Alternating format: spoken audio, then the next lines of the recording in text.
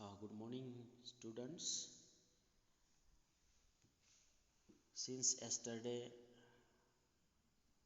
we have been reading a diary of a young girl named Annie Frank, and you see here that her diary, Kitty, in which she has been writing all those her things of her heart or chest. So, we will continue it, and up to yesterday we had read that Annie is narrating little bit about her family and friends, her family background. Then next, she is delivering about her school days. And in this regard, what she says about her school that we will read next. So, dear students, as she has started right from nursery classes up to 6th class, and meanwhile her granny was fallen sick, and afterwards she got died, and it was a very mental blow for her, and she could not forget her grandma. And afterwards, the entire family was living in a peaceful manner with joy and fun. Next, she narrates that here you see, dearest Kitty, our entire class is quaking in its boots. Quaking in one's boots, matlab, that is a phrase, that is an idiom. Quaking in one's boots, it means to be afraid of, or to be afraid of, or we can say to be frightened of. It means to fear, डरना. तो वो अपनी कीटी diary को बोलती है, अरे कीटी, हमारा जो क्लास है ना वो पूरा डरा हुआ था. क्वेकिंग इन इट्स बूट्स मीन्स हमारा क्लास जो था वो डरा हुआ था. क्वेकिंग इन बूट्स का मतलब है डरना. The reason, of course, is the forthcoming meeting in which the teachers decide who will move up to the next form and who will be kept back. Move up यानी आगे जाना. आगे के क्लास में, इधर फॉर्म का मतलब class लेने का, FORM, और फॉर्म का एक मतलब होता है स्वरूप, रूप, ऐसा, या तो एप्लीकेशन फॉर्म भी बोलते हैं, लेकिन यहाँ फॉर्म का मतलब है क्लास या तो लेवल, ऐसे बोलते हैं. तो टीचर्स लोग बताएंगे कि कौन आगे के क्लास में जाएगा और कौन पीछे रहेगा, मतलब फेल होगा. That teachers will decide it. Half the class is making bets. Bets का मतलब क्या होता है? बेट्स यानी पेज जो हम लगाते हैं ना, ये मैच कौन जीतेगा, इंडिया जीतेगा, या तो फिर आप IPL में बोलते हैं मुंबई इंडियंस जीतेगा, चेन्नई सुपर किंग जीतेगा. दैट इज बेटिंग, BET, बेट. बेट यानी पेज लगाना या शर्त लगाना, ऐसे भी बोलते हैं. Gian and I laugh ourselves silly at the two boys behind us. हमारे पिछले वाले बेंच में जो बच्चे बैठे हैं उनके तरफ देखते हुए हम हंस रहे हैं. कौन है वो? Cian and Jax, who have staked their entire holidays saving on their bet. उन्होंने जितना भी पैसा छुट्टी में जमा किया वो पूरा शर्त लगाने में उन्होंने लगाया है कि कौन पास होगा कौन फेल होगा, ऐसा. स्टेक का मतलब दाव पे लगाना या तो बेटिंग करना. From morning to night it's you are going to pass, no I am not. सुबह से रात तक बच्चे यही बोलते हैं कि तुम पास हो जाएगा, मैं नहीं होगा। यस यू आर, अरे हाँ तुम हो जाएगा, नो आई एम नॉट, मैं नहीं होगा, नहीं होगा मैं पास। इवन जी's pleading glances and my angry outbursts cannot calm them down। calm down का मतलब क्या होता है? CALM, calm down। calm down यानी शांत करना, टू मेक क्वाइट। और प्लीडिंग का मतलब क्या है? प्लीडिंग यानी रिक्वेस्ट। तो जी जो शॉर्टकट में नाम है, वो जी नाम का लड़का, उसका रिक्वेस्ट देखना, ग्लांस यानी नज़र देखना, उसकी रिक्वेस्ट भरी नज़र और मेरा गुस्सा भरा मूड, ये भी बच्चों को शांत नहीं कर सकते थे। If you ask me, there are so many dummies. Dummies यानी ऐसे मूर्ख जो पढ़ाई वगैरह नहीं करते हैं, जो जिसे हम डलर्स बोलते हैं, तो ऐसे जो डमीज़ हैं, तो यहाँ बहुत डमीज़ है। डमी यानी सिली, स्टूपिड ऐसे, या here who cannot study, it means they are dull boys in studies। about a quarter of the class should be kept back। तो मेरे ख्याल से क्वार्टर यानी 100 का 25 इतना part, that is quarter.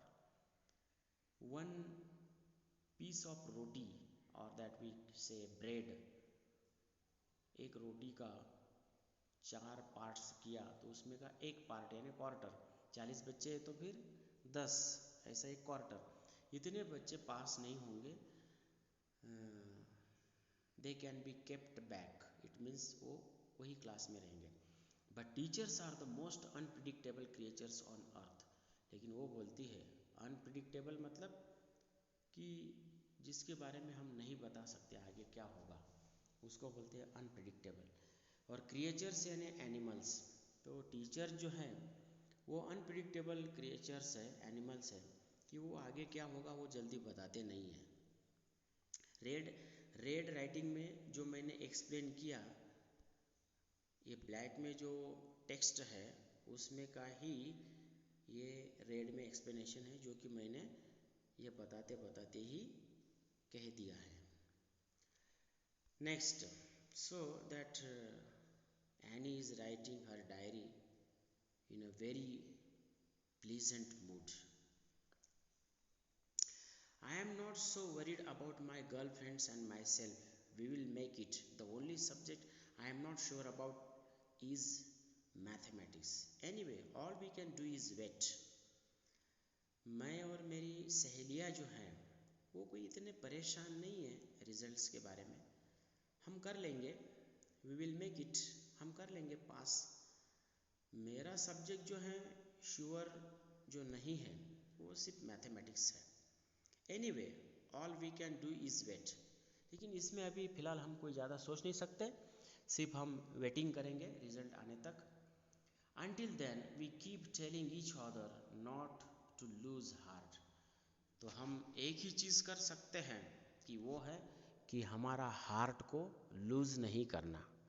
Losing heart यानी मतलब डरना, दिल खो देना, या तो ज़्यादा इमोशनल डर के मारे होना, मतलब ही डरना, ऐसा लूज हार्ट का मतलब। तो हम अभी फ़िलहाल कोई सोचेंगे नहीं, and we will see next what happens. I get along pretty well with all my teachers. मेरे सभी टीचर्स के साथ मेरे रिलेशंस बहुत अच्छे हैं। There are 9 of them. वहाँ 9 जो टीचर है, स्टाफ है, उसमें 7 मेन है और 2 वीमेन है। तो my relations are along with them very fine। only that Mr. Kissing, the old foggy, FOGEY, ये foggy का मतलब क्या है? ओल्ड फैशन, कंजर्वेटिव, पुराने ख्यालों का जो रहता है उसको फॉगी बोलते हैं, FOGEY। फॉगी यानी कि पुराने विचारों का, उसको कंजर्वेटिव भी बोलते हैं या तो ओल्ड फैशन भी बोलते हैं। ऐसे वो टीचर है who teaches maths was annoyed with me for ages because I talked so much. Annoyed का मतलब क्या है? गुस्सा करना, to be angry. मैं गुस्सा करती है मैं क्लास में ज़्यादा बोलती है इसलिए मेरे मैथमेटिक्स टीचर मेरे ऊपर गुस्सा करते हैं. I talk so much in the class. After several warnings, और उन्होंने काफ़ी मुझे ऐसे वार्निंग्स दिए हैं, काफ़ी इशारा दिया है कि you girl you should not talk in the class. He assign me extra homework, और इसके बोलने के बदले में पनिशमेंट देकर उन्होंने एक्स्ट्रा होमवर्क भी दिया है. एंड ऐसे on the subject a chatter box. Chatter box यानी जो व्यक्ति ज़्यादा बोलता है, बड़बड़िया, ज़्यादा टॉकेटिव, उसको बोलते हैं चैटर बॉक्स. तो चैटर बॉक्स के ऊपर मुझे ऐसे लिखने के लिए बोला. What can you write about that? उसके बारे में आप क्या लिखोगे? I would worry about that later. मैं उसके बारे में सोचते रही. I decided. फिर बाद में मैंने सोचा. I jotted down the title in my notebook. मैंने नोटबुक में जो टीचर ने पनिशमेंट करके ऐसे लिखने के लिए बोला, अ चैटर बॉक्स, वो सब्जेक्ट को मैंने नोटबुक में लिख लिया. Tucked it in my bag and tried to keep quiet. टक, टक का मतलब क्या होता है? रखना. TUCK, टक यानी टू प्लेस या तो टू पुट यानी रखना. मैंने वो मेरी बैग में रख लिया नोटबुक. ऐसे चैटर बॉक्स करके लिखना है उसके ऊपर, और मैं नोटबुक में नोट कर लिया, और घर जाके फिर मैं देखूंगी. फिर afterwards what happen when she went home. Here you see this is any Franks room, है ना. Students, children have their own special study room like this, that this girl Annie Frank also has this type of her study room here. And afterwards she decides to write about that essay in that room. That evening after I had finished the rest of my homework, इधर D का मतलब had लेना, और इधर से finish आता तो would रहता, वुड कुड शुड, लेकिन फिनिश्ड ईडी है इसलिए डी का मतलब इधर हैड. पास्ट परफेक्ट टेंस का सेंटेंस है वो. That evening after I had finished the rest of my homework, बाकी का होमवर्क मैंने कंप्लीट कर लिया था उस इवनिंग को. And the note about the essay caught my eye, और जो ऐसे था वो मेरा आंखें को कैच किया कि उसके ऊपर लिखना है. I began thinking about the subject while chewing the tip of my fountain pen. और फाउंटेन पेन का जो कैप का जो टॉप पार्ट रहता है, टिप, वो मैं च्यूइंग करते बैठा, चबाते बैठी. Anyone could ramble on. Ramble यानी randomly move here and there, और वॉन्डर. रैम्बल ऑन यानी टू वॉन्डर ऑन यानी भटकना इधर उधर, ऐसा इधर मन से. Anyone could ramble on and leave big spaces between the words. और जब हम लिखने के लिए जाते हैं, जब ज़्यादा सोच नहीं होता है, ज़्यादा लिखना नहीं होता है, तो हम क्या करते हैं, कुछ तो भी ज़्यादा मतलब गैप देते हुए शब्दों के बीच में, दो लाइंस के बीच में भी ज़्यादा गैप दे. ऐसे प्लेन पेपर है तो प्लेन पेपर के ऊपर दो लाइंस में ज़्यादा गैप, शब्दों के बीच में ज़्यादा गैप, ऐसा देते हुए फिर हम भरने का काम करते हैं पेजेस, जब हमें ज़्यादा लिखना नहीं आता है तब. तो इसी तरह मैं भी थोड़ी सोचती रही. But the trick was to come up with convincing arguments to prove the necessity of talking. लेकिन आइडिया ऐसी आनी थी भाई कि मेरे आर्ग्यूमेंट्स को कन्विंस करना है. कन्विंस का मतलब to explain well, that teacher could believe in. Teacher उसमें विश्वास रखेगा, इस तरह से मुझे उसको एक्सप्लेन करना है. कन्विंस का मतलब है वो सामने वाले को पटा के देना कि चैटर बॉक्स में क्यों हूँ, ऐसा समझा के देना, उसको पटना चाहिए मेरा कहना. तो इस तरह से I had to convince my argument why I am a chatterbox. I thought and suddenly I had an idea. मैं सोची सोची और फिर बाद में कल्पना आई। I wrote the 3 pages mister Keesing had assign me and was satisfied. देखते देखते मैं 3 पेजेस भर डाली और मैं खुश हो गई। I argue that talking is students trait. Trait का मतलब क्या होता है? ट्रेट यानी क्वालिटी। टॉकिंग ए स्टूडेंट का क्वालिटी है भाई, and that I would do my best to keep it under control. और वह ये बोलना मैं कंट्रोल भी रखूंगी। I will try my level best to control it, but that I would never be able to cure myself of the habit since my mother talked as much as I did, if not more. और ज़्यादा नहीं। दूसरी बात यह है, मेरी mummy बहुत ज़्यादा बोलती है, इसलिए मैं भी ज़्यादा बोलती है तो उसमें कोई बुरी बात नहीं है। And that there is not much you can do about inherited traits। और जिसके जो इनहेरिटेड ट्रेट्स होते हैं, इनहेरिटेड ट्रेट्स का मतलब क्या है? जो जेनेटिकल क्वालिटीज़ होती है, जो बायोलॉजिकल क्वालिटीज़ रहते हैं, इनहेरिटेड, INHERITED। जैसे हम हेड बोलते हैं, HEIRED, यानी कि विरासत से जो मिलता है, मम्मी पापा से जो हमें विरासत से जो चीज़ें मिलती है उसको एयर्ड या तो इनहेरिटेड ट्रेट्स बोलते हैं। ट्रेट्स यानी क्वालिटीज़। HEIR का भी मतलब इनहेरिटेड यही होता है मीनिंग। तो हमें विरासत से यानी कि मम्मी पापा के वो जेनेटिक्स से हमारे अंदर वो ट्रांसफ़र होते हैं, ट्रांसमिट होते हैं, उसको इनहेरिटेड ट्रेट्स या तो क्वालिटीज़ बोलते हैं। तो इसीलिए मैं क्या करूँ? I am helpless sir in this regard that my mother talks much, so I also talk sir, that is not my fault. So here she is writing in her diary and also writing essay, isn't it? That Annie's picture is pasted there. See, and Mr. Kissing had a good laugh at my argument. फिर Mr. Kissing बहुत हंसते ही रह गए। But when I proceeded to talk my way through the next lesson, he assigned me a second essay. लेकिन तो भी मेरा बोलना बंद नहीं हुआ। This time it was suppose to be on an incorrigible chatterbox. Incorrigible का मतलब क्या होता है? ये जो वर्ड है ना, इनकॉरिजिबल, इनरिपेरेबल। इनकॉरिजिबल का मतलब है irreparable, which cannot be repaired, which cannot be corrected. जो चीज़ को हम दुरुस्त नहीं कर सकते, उसको बराबर नहीं कर सकते, ऐसी चीज़ को हम इनकॉरिजिबल या तो उसको हम इनरिपेरेबल चीज़ बोलते हैं।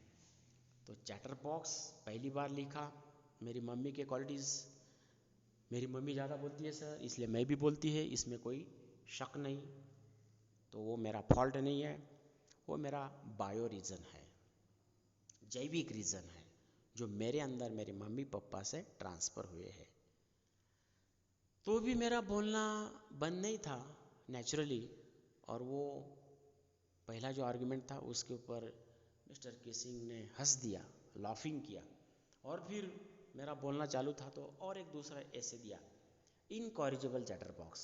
इसका मतलब जो चैटर बॉक्स या जो बोलने वाला व्यक्ति कभी सुधर नहीं सकता, हम कभी नहीं सुधर सकते, हम कभी खुद को दुरुस्त नहीं कर सकते, ऐसा मैं बोलने वाला इनकॉरिजिबल चैटर बॉक्स। इसके ऊपर ऐसे लिखो अभी तुम। I handed it in, और मैंने लिया, and Mr. Kissing had nothing to complain about for 2 whole lessons, और मैंने फिर उसको लिख के दिया। However, during the 3rd lesson, second ऐसे में भी उसने वही किया होगा कि sir they are my natural traits, or it means earlier I told you sir, talking in the class is student's quality, it is student's trait. Trait means quality, so I do it. And again, 3rd time Mr. Kissing assigned me the 3rd essay. However, during the 3rd lesson he had finally had enough, उन्होंने काफ़ी हो चुका था। Anne Frank as punishment for talking in class write an essay entitled quack quack quack said mistress chatbox। तो during the third lesson he had finally had enough, वो बहुत ही ज़्यादा हो गया था। पहला ही के बाद डी है वो हैड है, और दूसरा भी हैड है। पहला ही के बाद का डी हैड लेना वो पास परफेक्ट का हेल्पिंग वर्ब गया, हेल्पिंग वर्ब करके हैड है वो डी का मतलब।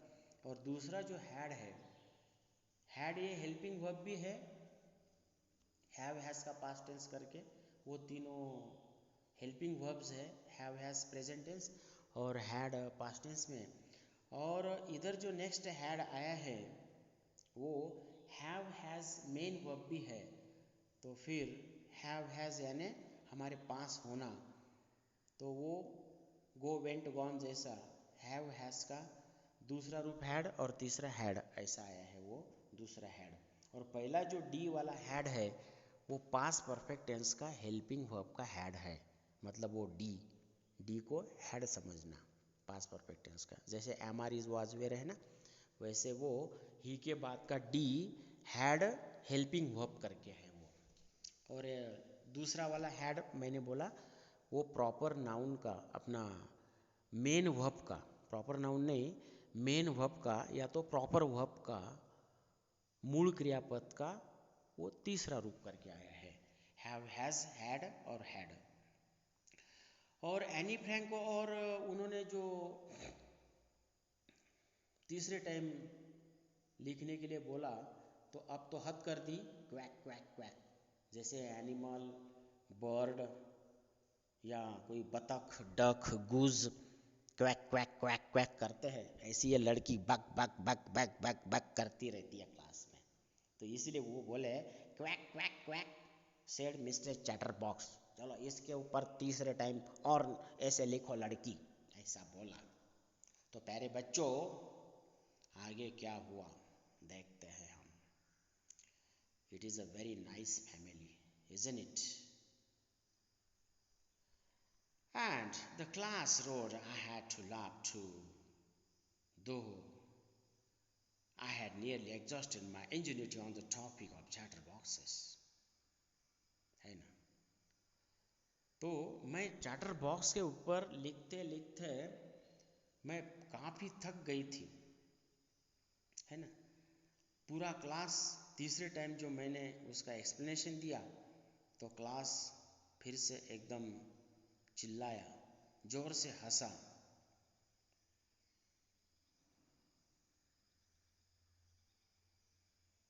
और वो जो मेरी इंजेन्युइटी थी, इंजेन्युइटी का मतलब क्या होता है, एनर्जी, एक्साइटमेंट, इंथुजियाज्म, उत्साह, मेरा ऊर्जा, मेरी एनर्जी, मेरी ऊर्जा, ये चैटर बॉक्स के ऊपर ऐसे लिखते लिखते पूरा ख़त्म हो गया। तो दूसरे हंस के ज़ोर से चिल्लाए, तो मुझे भी उनमें शामिल होना था। I had to love to, इधर ये टू का मतलब आल्सो, तो मुझे भी हंसना पड़ा। It was time to come up with something else, something original. अभी तीसरे टाइम मुझे जो लिखना था वो तो अलग हिसाब से लिखना था। जब टीचर ने क्लास में मुझे क्वैक क्वैक करके चैटर बॉक्स करके लिखने के लिए बोला तो सभी क्लास हंसा, तो मुझे भी हंसना था और मेरी एनर्जी पूरे उसमें अभी चैटर बॉक्स के ऊपर ऐसे लिखते लिखते ख़त्म हो रही थी। एग्जॉस्ट का मतलब क्या होता है, ये जो शब्द है ना एग्जॉस्ट, एग्जॉस्ट का मतलब है to be finished off, EXHAUST, exhaust यानी ख़त्म होना। अभी मेरी एनर्जी ख़त्म होने में आई थी, लेकिन कुछ तो भी एक ओरिजिनल हिसाब से लिखना था अभी finally. My friend Sanne, who is good at poetry, offered to help me write the essay from beginning to end in verse. Verse का मतलब VERSE, वर्स का मतलब है पोएट्री। ये जो शब्द है ना वर्स, वर्स यानी पोएट्री। तो मेरी एक फ्रेंड थी, मतलब वो अभी उसने जो लिखा है वो डायरेक्ट लिखा है इसलिए वो प्रेजेंट टेंस में है। तो मेरी फ्रेंड जो है सैने, उसका पोएट्री बहुत अच्छा है, तो उसने मुझे पोएट्री के रूप में लिखने के लिए बोला। वर्स का भी मतलब पोएट्री होता है कि तुम अभी पोएम के रूप में ऐसे लिखो एनी, ऐसे सैने बोली, सैने ने एनी को बोला। Mr. Kissing was trying to play a joke on me with this ridiculous subject, but I would make sure the joke was on him. Ridiculous का मतलब क्या होता है? Laughable. Ridiculous का मतलब है laughable, हंसने जैसा। मिस्टर किसिंग मेरे ऊपर जोक कर रहे थे लाफेबल, लेकिन ये जोक को अब मैं उनके ऊपर पलटाने वाली थी, ऐसा मैंने डिसाइड किया। So what I had decided, see dear children, I finished my poem and it was beautiful. It was about a mother duck and a father swan with 3 baby ducklings. Ducklings यानी जो duck के babies होते हैं ना उसको duckling बोलते हैं। जैसे डॉग के बच्चों को पपी बोलते हैं, कैट के बच्चों को किटन बोलते हैं, इसी तरह डक के बच्चों को डकलिंग बोलते हैं। तो इस तरह से प्यारे बच्चों, ये जो है ये मैंने एक कहानी पोएम में बताई कि there was one duck and one swan and they have their babies. Swan और डक इनका वो जोड़ी था, that would be married both of them and those baby ducklings were severely beaten to death by the father swan because they quacked too much. लेकिन हुआ क्या प्यारे दोस्तों, ये स्वैन ने क्या किया, उनके जो बच्चे थे ना डकलिंग्स, उनको मार दिया। डेथ, उनको डायरेक्ट मार ही दिया, डेथ कर दिया उनका, क्योंकि दे क्वैक्ड टू मच, क्योंकि वो ज़्यादा बोलते थे, ज़्यादा क्वैकिंग करते थे इसलिए। And so luckily mister Keesing took the joke the right way. और ये मेरा बोलने का जो पोएम का जोक था मिस्टर किसिंग समझ गए, राइट वे में समझ गए। He read the poem to the class adding his own comments. Comment यानी अपनी राय देना। मेरी पोएम को सबको बताते गए क्लास में और उनकी खुद की भी कमेंट ऐड की।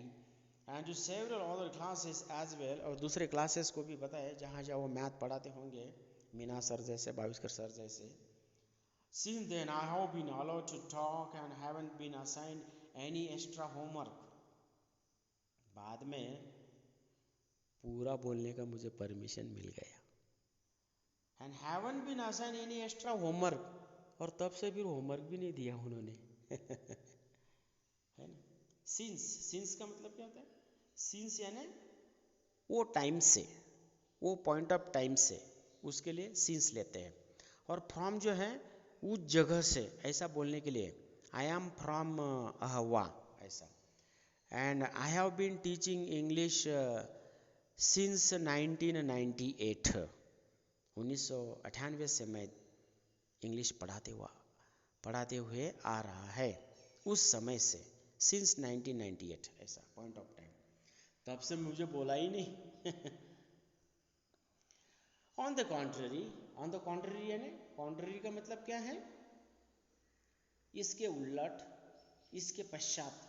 ऑन द कॉन्ट्ररी का मतलब है इसके उल्टा या तो उसके पश्चात। Mister Keesings always making jokes this days. ये किसिंग को यस लगाया मतलब इधर एस का मतलब इज लेने का। Mister Keesing is always making jokes this days, और आजकल वो खुद ही जोक करने लगे हंसने के लिए। किसिंग के बाद एस का मतलब इज लेना, जैसे इट्स यानी कि इट प्लस इज। तो ये हुई बात, ये डायरी में लड़की ने लिखा, डायरी है ना, वो डायरियो डी, वो जो लिखा है वो डायरियो डी, वो डच लैंग्वेज में लिखा है। हॉलैंड यानी उधर डच लैंग्वेज है। हॉलैंड का दूसरा नाम डच भी है, अभी उसका नाम नेदरलैंड हो गया है। पहले डच बोलते थे हॉलैंड को, फिर बाद में हॉलैंड, फिर अभी नेदरलैंड एक उसका नाम है, और उधर जो भाषा है वो डच लैंग्वेज है। तो ये डायरी में एनी जो लड़की है, very intelligent girl, that Anne like you, she has written this diary, और वो डच लैंग्वेज में है, ओ डायरी ओ डी, यानी कि डायरी ऑफ एनी फ्रैंक, ऐसा। तो समरी वही जो मैंने बताया वही समरी है, you can read it once again, isn't it? And this is the diary of Anne Frank, and thus we have came to an end of this story, isn't it? And here are the questions. What makes writing in a diary a strange experience for Annie Frank? Anne Frank के लिए diary लिखना एक strange क्यों था? क्योंकि it was the first time any was writing in a diary, वो पहली बार any diary में लिख रही थी, इसलिए वो स्ट्रेंज एक्सपीरियंस था।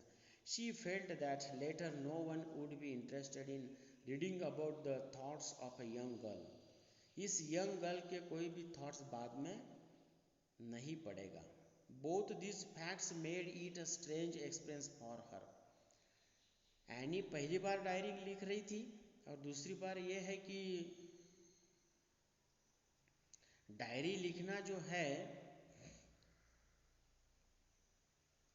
उसके बाद वो डायरी को कोई पढ़ेगा या नहीं पढ़ेगा, और पढ़ने के बाद भी उसमें कोई इंटरेस्ट आएगा कि नहीं आएगा, इसलिए वो डायरी लिखना उसके लिए क्या था, एक स्ट्रेंज एक्सपीरियंस था। स्ट्रेंज का मतलब है एक अलग सा। Why does Anne want to keep a diary? Anne diary क्यों रखना चाहती थी? Annie wanted to keep a diary and write in it because she had a lot going on in her head. उसके दिमाग में बहुत सारी चीज़ें थी कि जिसको व्यक्त करना था। She had no friend with whom she could talk about such personal stuff. Personal stuff का मतलब क्या है? जो हमारे वैयक्तिक विचार रहते हैं उसको पर्सनल स्टफ बोलते हैं। स्टफ का मतलब क्या है? हमारे माइंड के अंदर जो भरा हुआ है उसको स्टफ बोलते हैं, लेकिन डस्टबिन के अंदर कचरा है उसको भी स्टफ बोलते हैं। तो स्टफ का मतलब क्या है? जो भरा हुआ चीज़ रहता है किसके अंदर उसको स्टफ बोलते हैं। जैसे सैंडविच के अंदर कुछ भरा हुआ रहता है, that is also called stuffing. तो डियर स्टूडेंट्स, उसके कोई फ्रेंड नहीं थे और उसके दिमाग में जो चीज़ें थी उसको व्यक्त करना था। Thus she decided to maintain a diary, और उसको इसलिए लगा कि हम डायरी में लिखेंगे। हाँ, तीसरा,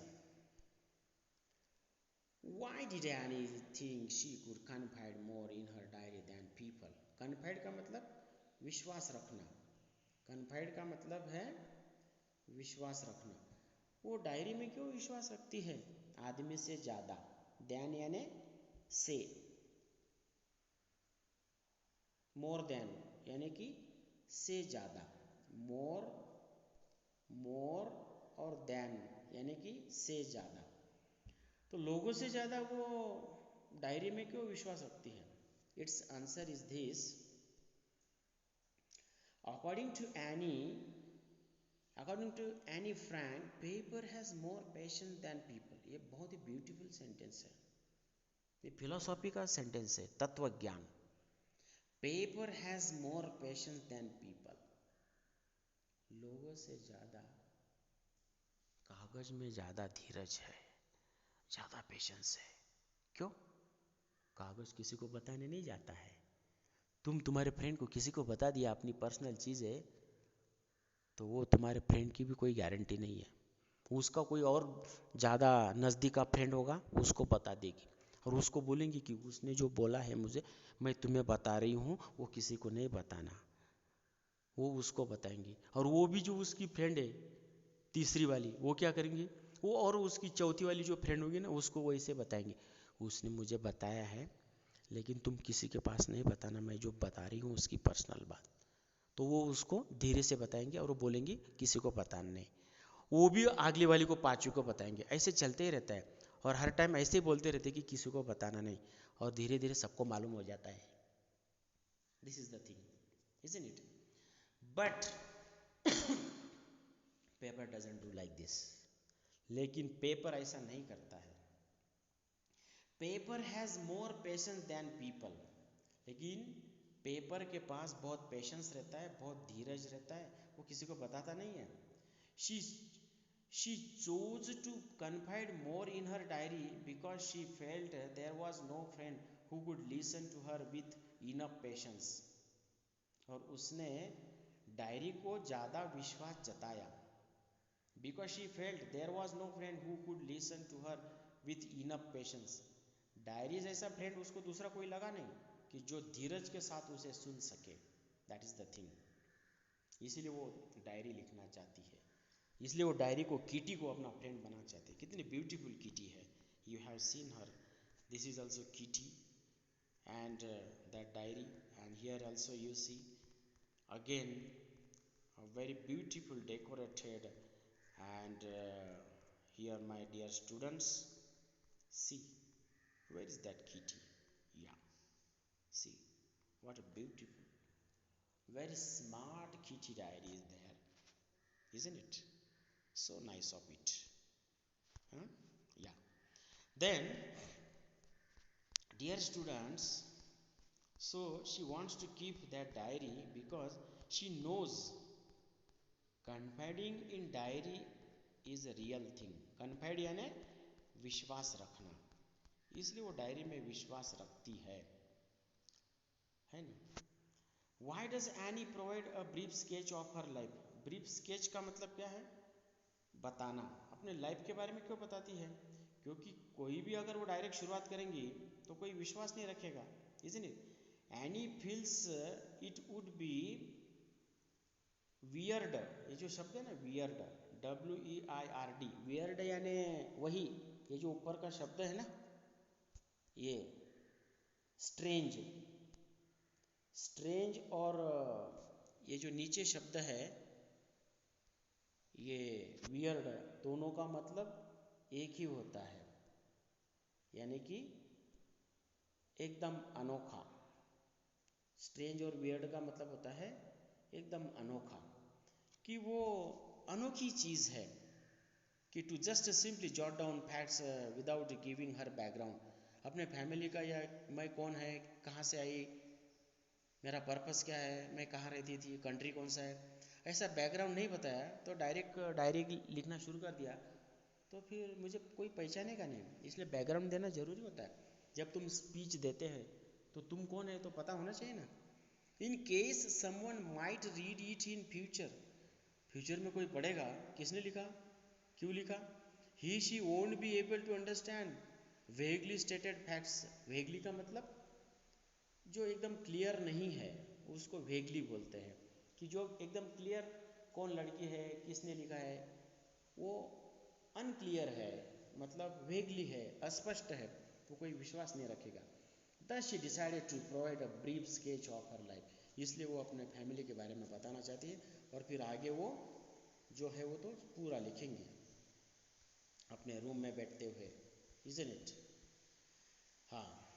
What tells you that Annie loved her grandmother? Annie अपनी दादी माँ को प्यार करती थी, ये कैसे पता चलता है? The fact that Annie spent some part of her childhood with her grandmother is self-sufficient to imply connection between the two.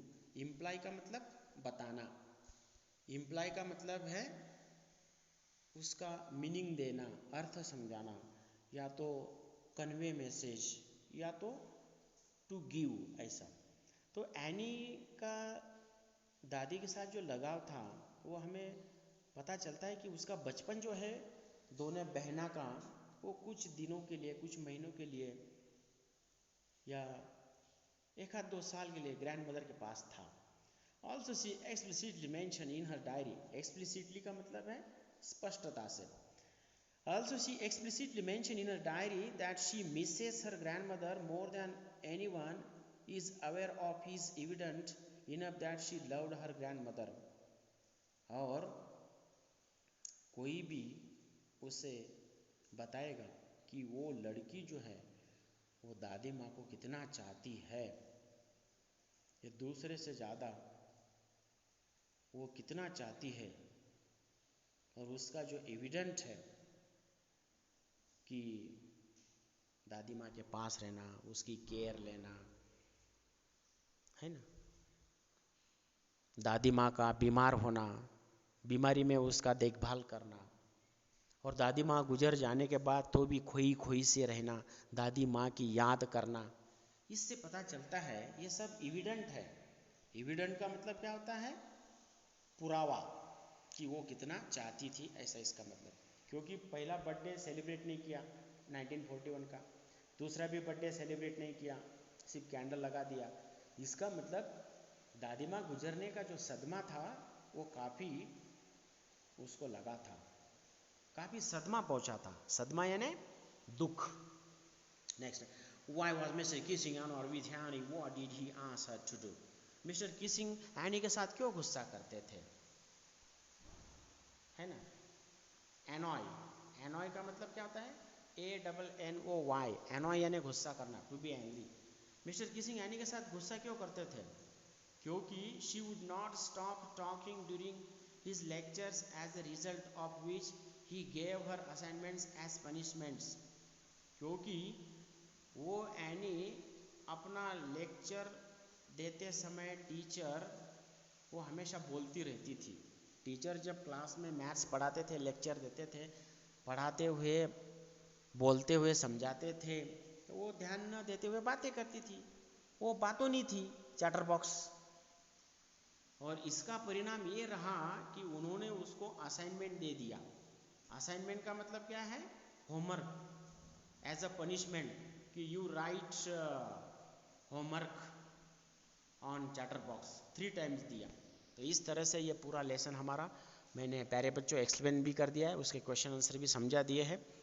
पूरा लेसन फिर से आप टेक्स्ट बुक में से पढ़िए, उसके क्वेश्चन आंसर जो मैंने समझा दिए, और बाकी एक्स्ट्रा क्वेश्चन आंसर और कुछ पैसेज उसके एक्स्ट्रा गाइड में रहते हैं जो एग्ज़ाम में आते हैं, वो तरह से प्रैक्टिस करो उस हिसाब से।